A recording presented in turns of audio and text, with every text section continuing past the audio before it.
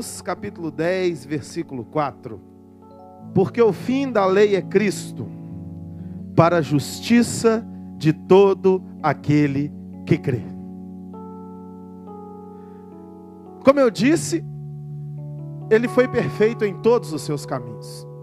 E ele se tornou o fim da lei, para a justiça de todo aquele que crê. A justiça, ela nos dá o direito de obtermos os benefícios de quem cumpre a lei e que vive a justiça. Mas ele se fez a justiça por nós. Por isso ele é o fim da lei. E como foi que o Senhor Jesus viveu toda essa justiça e trouxe essa prática de vida? Porque quando nós falamos que Jesus está acima da lei, quando nós falamos que Jesus é a justiça, quando nós falamos que Jesus foi perfeito em todos os seus caminhos, nós podemos ser assaltados por um pensamento mentiroso, de que Jesus, quando fez isso tudo, ele estava numa condição privilegiada a de ser humano. Isso não é verdade. As limitações que eu e você temos dificuldades para lidar com elas, Jesus também teve, só que ele triunfou. E nós muitas vezes ficamos parados diante das dificuldades, porque nós não conseguimos lidar com as dificuldades. Nós temos problemas com o que pensamos, nós temos problemas com o que falamos, e quantos são os problemas com o que sentimos? Muitas vezes queremos fazer o certo e fazemos o errado, e o apóstolo Paulo já disse: o bem que eu quero fazer, esse não faço, e o mal que eu quero fazer, esse não faço. Todos nós aqui dentro desse salão, nessa noite, podemos concordar com isso. Não é verdade, queridos? Quantas vezes queremos acertar e erramos? Quantas vezes não queremos nos deixar cair nas covas das emoções, das depressões, das opressões, das iras, das palavras mal faladas, dos decretos malditos liberados sobre os filhos, sobre os pais, sobre os irmãos, sobre os policiais, sobre os governantes, sobre o mundo. E nós caímos em laços tantas vezes. E por que nós agimos assim? Porque nós temos dificuldade de entrar nessa estrada após o fim da lei que Cristo já construiu, sendo a justiça, sendo que Ele nos deu a proposta de vivermos nele. Aquele que está em Cristo Jesus, 1 Coríntios 5,17, a nova criatura, as coisas antigas passaram e eis que tudo se fez novo. Amém ou não amém? Mas quantos de nós estamos em Cristo Jesus e estamos fazendo coisas antigas? A blusa abriu? Obrigado. Sua esposa cuidadosa.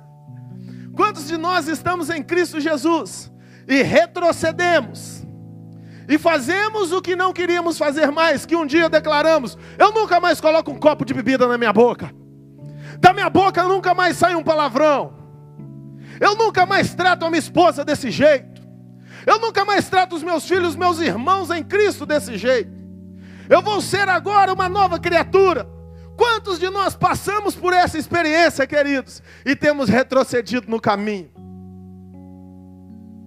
Essa não é a vontade de Deus para nós.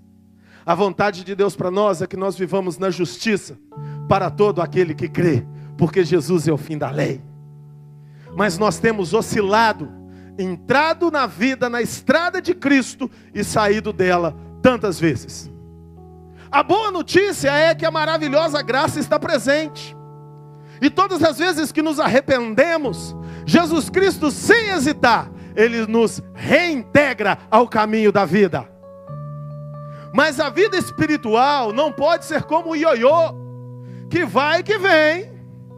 Hoje eu estou bem demais, amanhã eu estou mal ao quadrado.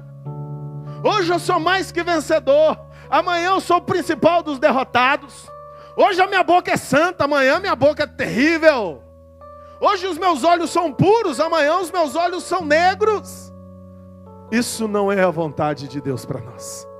E o Senhor Jesus Cristo triunfou nisso tudo, para que eu e você possamos triunfar também.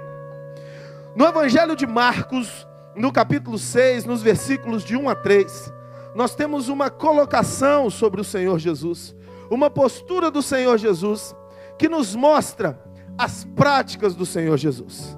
Evangelho de Marcos, capítulo 6. Diz assim: saiu Jesus dali e foi para a sua terra, e os seus discípulos o seguiam. Ora, chegando o sábado, começou a ensinar na sinagoga, e muitos, ao ouvi-lo, se maravilharam, dizendo: de onde lhe vêm essas coisas? E que sabedoria é esta que lhe é dada? E como se fazem tais milagres em suas mãos? Ora, não é este o filho de Maria? Não é este o filho do carpinteiro, filho de Maria, irmão de Tiago, de José, de Judas e de Simão? Não estão aqui entre nós as suas irmãs? E escandalizavam-se dele. Essa fala sobre Jesus nos mostra posturas de Jesus. E nós estamos querendo entender como nos alinharmos, nos adequarmos ao fim da lei, que é Cristo, a justiça de todo aquele que crê, ou seja, a vivermos a vida de Jesus. Amém? E a vida de Jesus foi uma vida perfeita. Amém? Mas ela teve princípios para que se tornasse uma vida perfeita. E quais são esses princípios que Jesus viveu? Ao contrário do que muitas vezes pensamos, não foram princípios dogmáticos, religiosos, eclesiásticos. Foram princípios humanos, de uma vida verdadeira. Ao ponto de que quando Jesus estava ali falando com aquele povo, na sua cidade, eles disseram: mas esse cara é comum demais. Ele não é o filho do carpinteiro? Ele não é o filho de Maria, de José, irmão de José, de Tiago? Não estão entre nós as suas irmãs? E se escandalizavam porque dele fluía tanta sabedoria. Isso nos mostra que Jesus era um homem comum nas suas práticas de vida. E nós muitas vezes queremos ter uma vida espiritual extraordinária. E para vivermos o extraordinário, nós ignoramos o comum.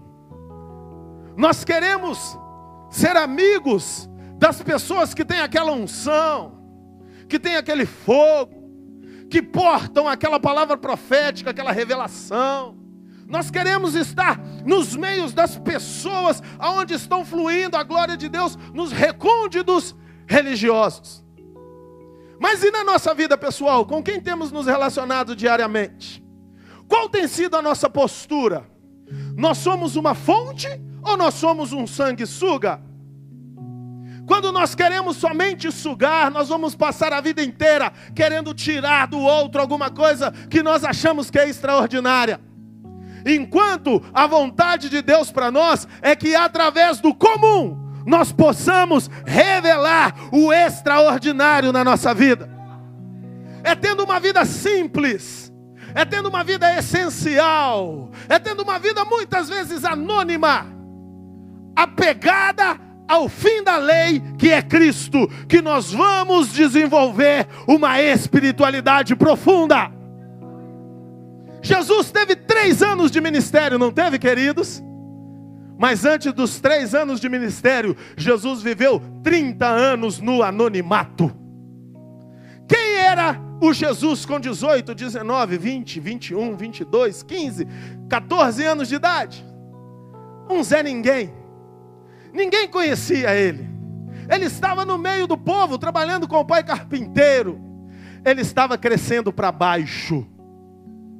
Interessante que nós gostamos muito da palavra evoluir. Quem quer evoluir aqui? Levanta a mão para mim. Seja sincero. Todos nós queremos evoluir, não é verdade? Mas a verdadeira e a evolução indestrutível tem que ser consequência de uma involução por decisão. O que é involuir? É crescer para baixo. É crescer para dentro. E nós temos vivido uma época geracional, a nossa geração principalmente, é uma geração que tem sido muito bombardeada contra crescer para dentro. Nós nem aprendemos a fazer a coisa, nós já gravamos um vídeo e colocamos no YouTube, como se fossem os professores melhores naquele assunto. É ou não é, queridos? A gente nem tirou a fotografia, a foto já está postada no Facebook. Dizem que o legal já não é mais bater a foto, é postar no Facebook. E agora com live ao vivo, então, nós expomos a nossa vida, esparramamos a nossa essência, como se fôssemos os extraordinários. Esse princípio é um princípio de vaidade, é um princípio de orgulho, muito bem manipulado por Satanás. Porque quando eu olho para fora, eu não consigo olhar para dentro já há muito tempo. Nós queremos ter 30 anos de ministério, mas não queremos ter 3 meses de preparação para a obra que devemos fazer. Nós queremos o extraordinário a todo tempo, desde a roupa, a comida, a viagem que fazemos, as pessoas com as quais nos relacionamos. Mas nós rejeitamos o comum. Isso é muito normal.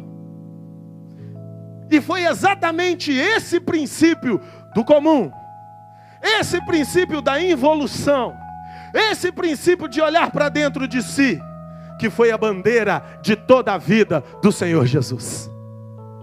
A proporção entre o que eu devo apresentar e o que eu devo viver é 10:1. Eu devo apresentar 1 e viver 10. Quem é você, querido? Você se conhece? Você consegue se prever? Você consegue administrar as suas emoções, ao ponto de saber quais as reações você vai ter quando a pressão vem para a sua vida? Ou você é tão extraordinário, tão requintado e tão evoluído, que você não se conhece mais? Que você tem uma insatisfação generalizada e crônica na sua alma, a ponto de nada estar bom para você. Esse caminho não vai te levar para o fim da lei, que é Cristo, a justiça a todo aquele que crê. Eu e você precisamos crescer para dentro de nós mesmos. Eu e você precisamos olhar para os princípios e nos tornarmos um ser humano melhor. Eu e você precisamos aprender a controlar as nossas emoções e a levar os nossos pensamentos sujeitos à obediência de Cristo todos os dias da nossa vida. Eu e você precisamos não mais sermos conduzidos pelas ondas, os modismos, aquilo que se falam, aquilo que os outros pensam, aquilo que os outros querem ou que são os movimentos do momento. Eu e você temos que aprender a filtrar as informações que vêm para nós, como entram e como elas saem. É nesse caminho de retorno para nós mesmos, de conversar com nós mesmos, que nós vamos encontrando a cura para a nossa vida. E quando nós olhamos para dentro de nós, e quando nós nos relacionamos com nós mesmos, e quando nós vencemos limitações que nós não conseguíamos vencer, eu e eu mesmo, você e você mesmo, de repente, você começa a descobrir o segredo de Jesus. É possível manifestar a santidade quando esta já está instaurada dentro de mim. O nosso problema é querer apresentar uma vida que nós não temos. O nosso problema é querer sermos admirados demais. O nosso problema é querermos pregar maravilhosos discursos, quando nós nem ao menos dobramos os nossos joelhos e perguntamos ao Senhor Jesus se é aquilo que Ele quer de nós. Mas hoje o Espírito Santo quer te dizer uma coisa: quando você evoluir, a sua evolução será também acima da lei, porque ela será na justiça de Deus. Você pode aplaudir ao Senhor Jesus por isso?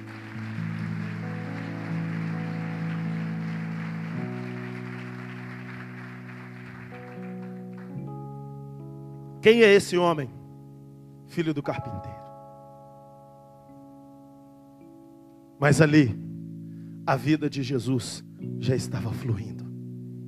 Jeremias capítulo 6, versículo 16.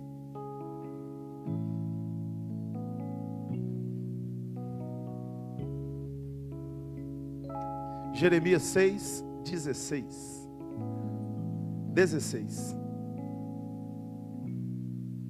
Assim diz o Senhor: ponde-vos no caminho e vede, e perguntai pelas veredas antigas, qual é o bom caminho? E andai por ele, e achareis descanso para as vossas almas. Mas eles disseram: não andaremos nele. O profeta Jeremias aqui estava falando para um Israel extraordinário. Um Israel acostumado aos grandes feitos dos seus reis. Um Israel que vivia na fé de outros, mas que como indivíduo não construía veredas antigas, princípios eternos, ensinados por Deus lá para Moisés. O povo de Deus aqui, quando Jeremias profetizou para eles, estavam numa decadência, achando que estavam por cima de tudo. E Deus falava repetidamente: eu enviarei o inimigo para vos ferir, se não vos arrependerdes. E o povo de Israel não se arrependia. Então o profeta Jeremias, eu imagino que ele fala isso gritando com o povo de Israel: olhai e andai pelas veredas antigas, e encontrareis descanso para as vossas almas. Veredas são princípios de vida, queridos, dado por Deus. Veredas antigas que trazem descanso para as vossas almas, para a minha alma e para a sua alma, é vivermos e realizarmos aquilo que Deus quer que nós vivamos e realizamos. Não importa o que você pensa, não importa o que eu penso, não importa o que eu acho ou o argumento que eu arrumo para justificar o injustificável. Princípios da palavra de Deus são inegociáveis. Vida com Deus é obediência a Deus. Se Deus falou faça, faça. Se Deus falou não faça, não faça. Se Deus falou tenha uma só mulher, tenha uma só mulher. Se Deus falou não se entregue à bebida forte, não se entregue à bebida forte. Se Deus falou não ande debaixo dos jugos desse mundo, porque o meu jugo é leve, o meu fardo é suave, não ande debaixo do jugo desse mundo.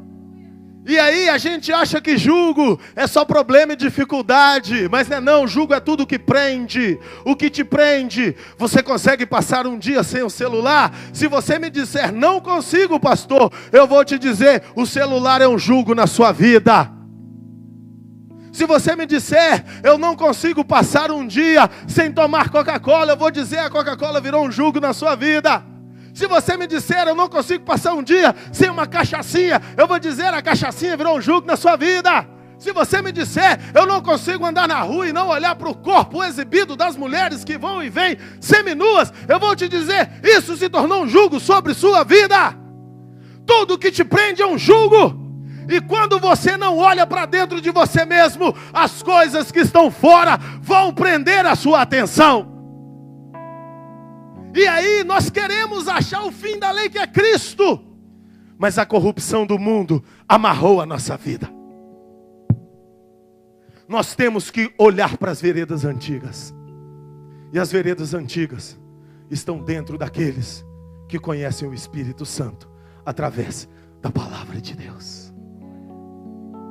Quantos versículos da Bíblia você leu essa noite? Qual discernimento e entendimento da palavra de Deus você tem alcançado sozinho no seu quarto? Quantas lágrimas você tem chorado aos pés de Jesus quando ninguém te vê? E não são lágrimas de desespero, são lágrimas de paixão. São lágrimas de entender Jesus te dizendo: meu filho, é isso que eu quero para a sua vida. Queridos, a gente nem ouve mais a voz de Deus, essa é a verdade. E a gente quer uma revelação ali, outra acolá. Nada contra as igrejas que intensificam muito o ministério profético. Mas infelizmente tem gente que fica sabendo que tem a irmã Creuza da revelação. Corre para lá, bota a mão na minha cabeça, fala comigo o que Deus quer. Será que Deus não pode falar com você?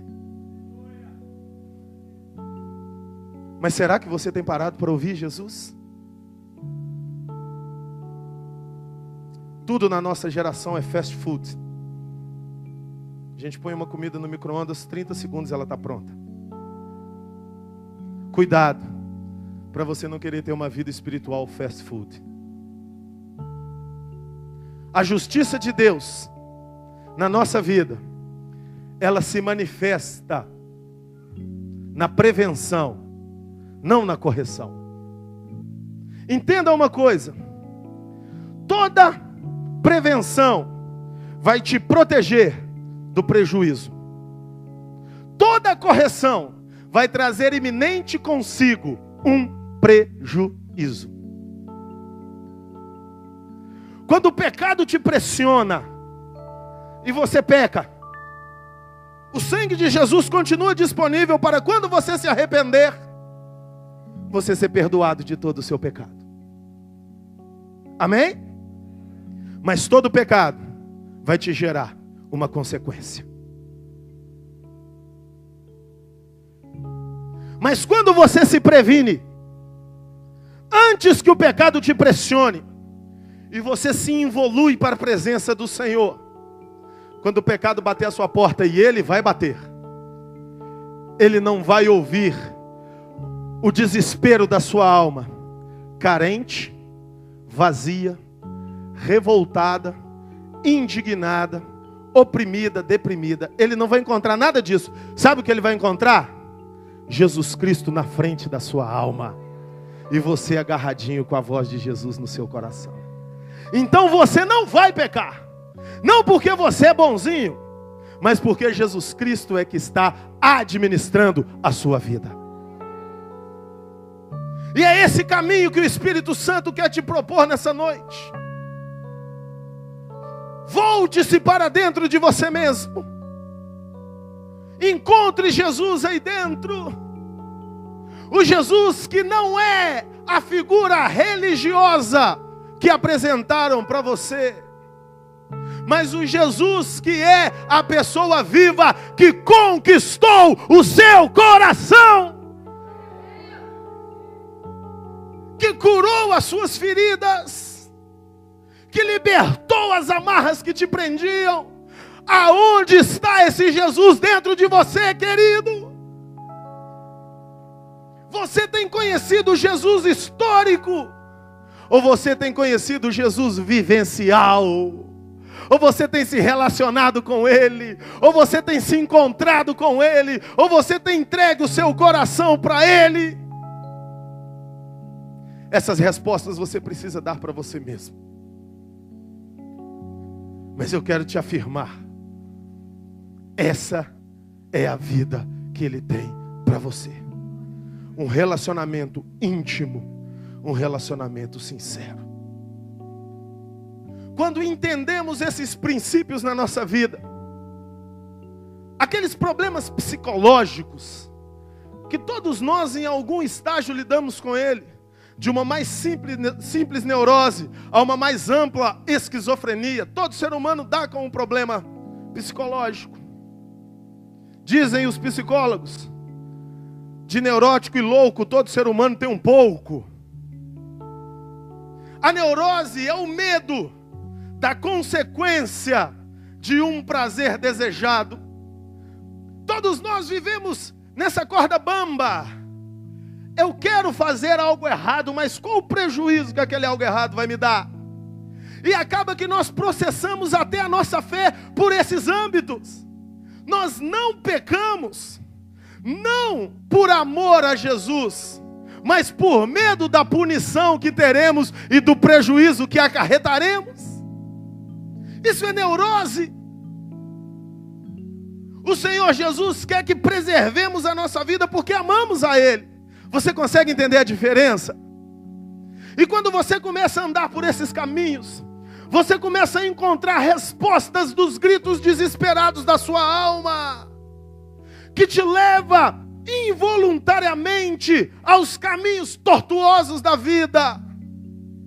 Tem muitos problemas que você tem enfrentado, e eu te digo até problemas físicos, pressão alta, dores terríveis na cabeça, dores nessa região lombar, angústias, gastrites, até mesmo úlceras, que todos serão resolvidos se você começar a olhar para dentro de você, construir veredas antigas, voltar-se para a palavra de Deus, ver os princípios que ela te diz, viver sobre esses princípios. E de repente, você vai ver que a circunstância que gera o seu estresse até pode não mudar, mas o ser humano que adentra esse estresse, ele pode mudar. E ele pode ser mais que vencedor, com Cristo vivendo em você. Se você recebe essa palavra, aplauda ao Senhor Jesus.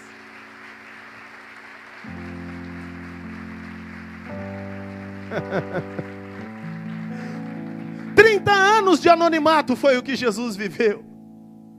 30 anos escondido, fora das plataformas das sinagogas, olhando para dentro de si. Eu imagino quantos sermões Jesus Cristo ouviu sentado no banco da igreja. E as pessoas ali falando, se achando extraordinárias, e mal sabendo que Deus estava sentado na cadeira, ouvindo eles silenciosamente.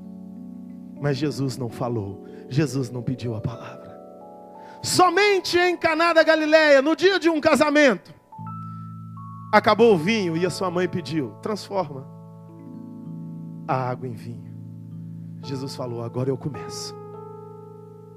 E dali até a cruz foram 3 anos intensos, sem dias, sem tarde, sem noite, sem madrugada, fazendo bem, curando enfermos, liberando cativos, ressuscitando mortos, trazendo o céu para a terra.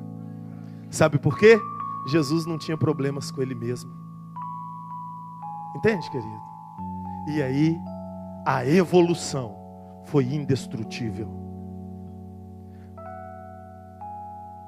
A ciência tenta entender a mente de Jesus. Como aquele homem na cruz, dilacerado, destruído, todo machucado da testa à planta dos pés, pôde pregar e perdoar um pecador.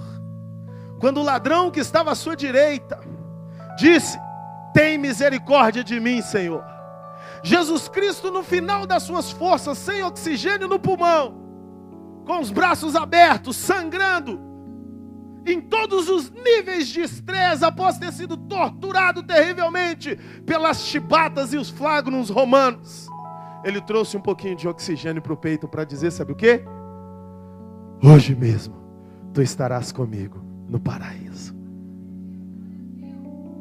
Sabe por quê? Embora a situação que ele vivia fosse a mais opressora do universo, ele estava acima da lei da opressão. Cuidado quando você justifica os seus erros pelas pressões que você vive. Ah, é a crise financeira. Ah, é a mulher que fala demais na minha cabeça, é o homem demais que fala na minha cabeça.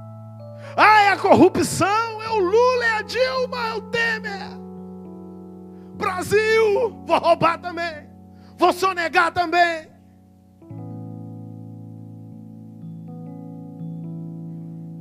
Cuidado, você não se conhece. Resolva-se em Cristo. Desça para dentro de você. Fale menos, escute mais, pregue em todo tempo, use palavras se for necessário. O seu testemunho é a sua maior voz. O fim da lei está dentro de você. Ele viveu a vida humana para te dizer: é possível, é possível, é possível. Efésios capítulo 4, versículo 9 e 10.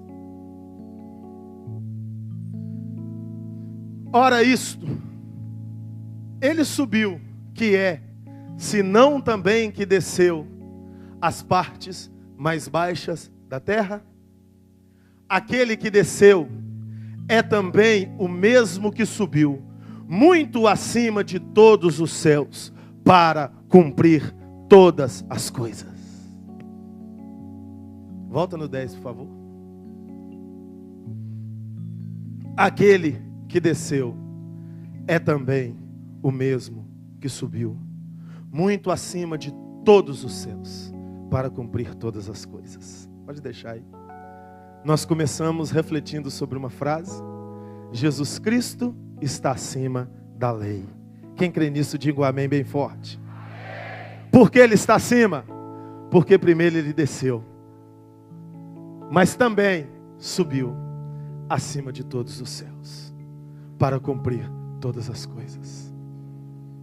Quero te dizer uma coisa: você não é um miserável, você é mais que vencedor, você é mais que vencedora. Aquilo que tem batido a sua vida, jogado a sua vida de um lado para o outro, os vícios que tem te prendido, te amarrado, a prostituição, os desvios sexuais que tem manipulado, prendido a sua vida, às vezes não praticados, mas às vezes pensados, que te amarram, que te oprimem, que você se sente mal. Eu quero te dizer que isso não domina a sua vida. Você só precisa olhar para dentro de você, meu irmão. Você só precisa olhar para dentro de você, minha irmã. Porque Jesus é o fim da lei para a justiça de todo aquele que crê. Quantos creem no Senhor Jesus? Dêem glória a Deus e aplaudam ao Deus que é a nossa justiça. Oriandarabá, Soriandalabá. Não importa o histórico, não importa o passado, não importa a adversidade, não importa a angústia, não importa a dor, isso não importa. Importa a fé. E eu te garanto que se você crer, tomar uma decisão nessa noite e disser para Ele: a partir de hoje, eu quero encontrar as veredas antigas no meu interior, através da palavra de Deus, Ele vai te levar para o lugar secreto. E ali Ele vai te responder. E ali nem os milagres mais você vai pedir a Ele. Sabe por quê? Porque você vai passar a ser o milagre. Se coloque de pé nesse momento. Aleluia.